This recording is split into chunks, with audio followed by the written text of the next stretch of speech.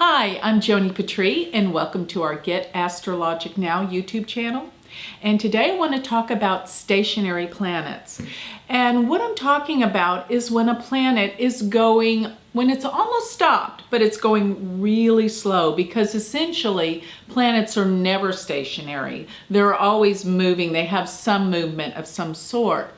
But when they go their very slowest, and that means right before a planet is going retrograde or right before a planet is going direct, it has a period where it is almost stationed.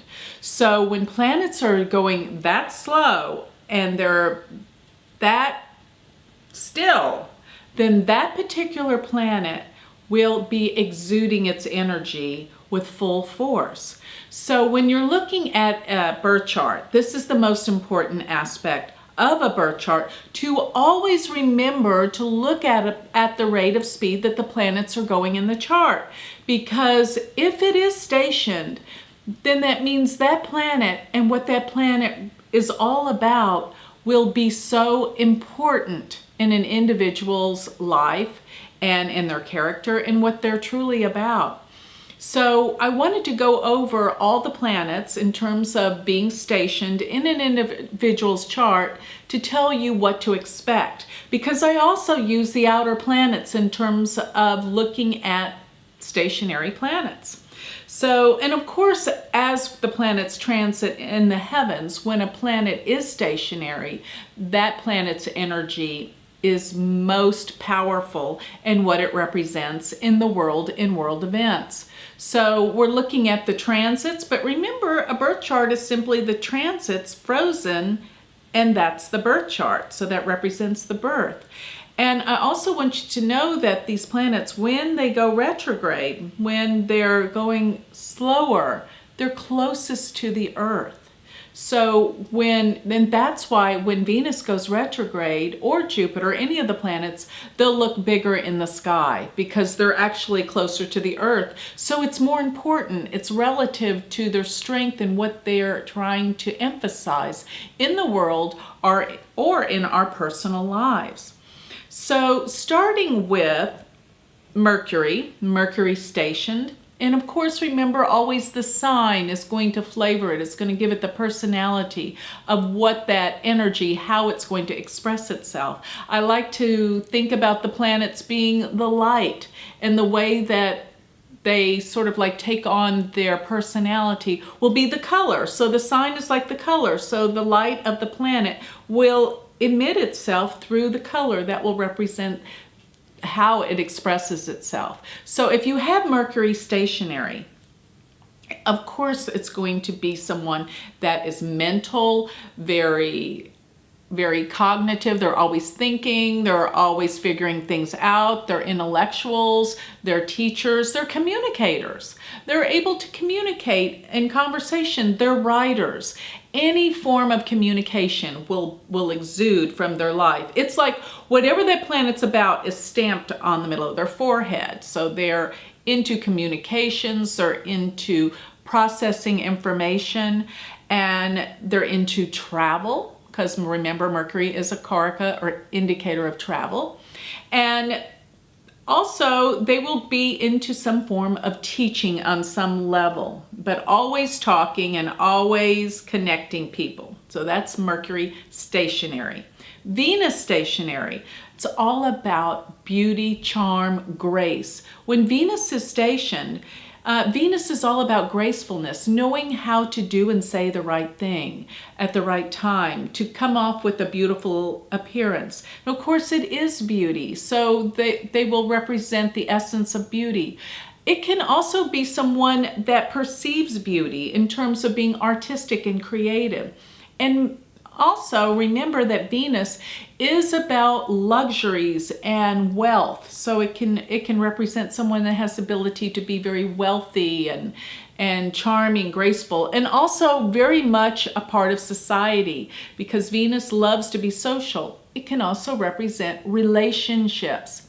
So this person will be totally immersed and always being in a relationship, because everything that Venus is about is going to exude from their being, okay?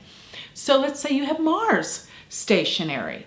then that means you're going to be athletic, strong, intelligent. Mars is very direct and focused, but it also is the karaka of intelligence. So Mars actually means the bright one. So when we look at Mangala, it's the bright one. So people that have a Mars stationary stand out in the crowd and they just shine. They have strength, they have courage, they have character, and they're very, very athletic. So that's a stationary Mars. If you have stationary Jupiter, then you'll be philosophical, a teacher. Teaching and philosophy and spirituality just come out. This is something that is of great interest. Psychology, always understanding the higher meanings of things. And travel, long distance travel, learning about different cultures and societies, but it's always about broadening. And Jupiter deals with positive thinking, so it'll be somebody that's ultra positive and always looking at the glass of water as being half full instead of half empty. Let's talk about Saturn being stationary. This is somebody that's in control. They know how to take care of things in terms of having order, having discipline, having focus and structure in their lives. They take care of everyone around them. They're the caretaker because they're in control. They're quite wise, a lot wiser than their years. So as children, they're never children. They're always sort of like this little old person that's always taking care of people. So that's the quality of Saturn.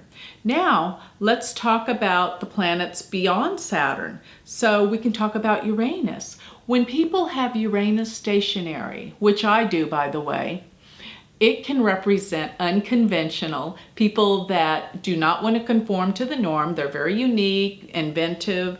They are always on the cutting edge. And remember this, that Uranus stationary can represent an astrologer because Uranus is the planet of astrology.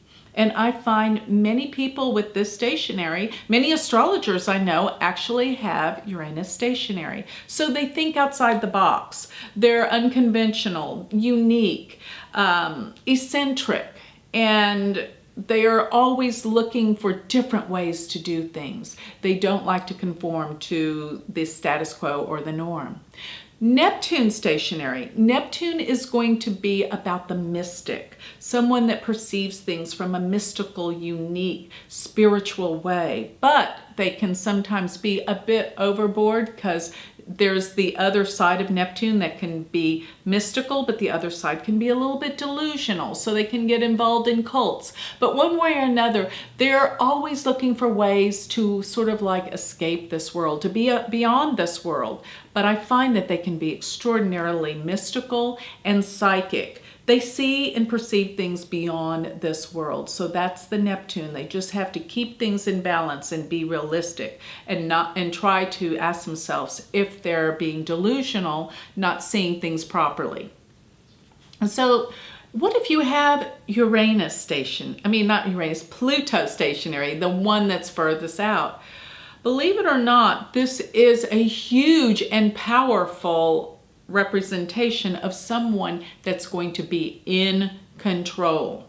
Pluto can be extraordinarily controlling, and people with the stationary can want to control others, want to always be in control. And guess what? When you try to be too much in control, I think that means you're out of control. I mean, that's very much a part of what eating disorders are about. People want to feel in control, but it actually takes them to a place where they're out of control. So what happens when somebody has Pluto stationary is what they learn is the lesson of surrender, that they can't control everything. And that's when they become transformers. And Pluto would be the planet that deals with major transformations in life. And to get there, they go through many betrayals and many upsets that teach them the lesson of transformation, because there is nothing like Pluto in terms of transformational energy and becoming beyond this world in something that you grow into and learn your lesson. So with that, I'd like to close. And if you would like a reading from me, you can always go to my website, which is galacticcenter.org. Thank you.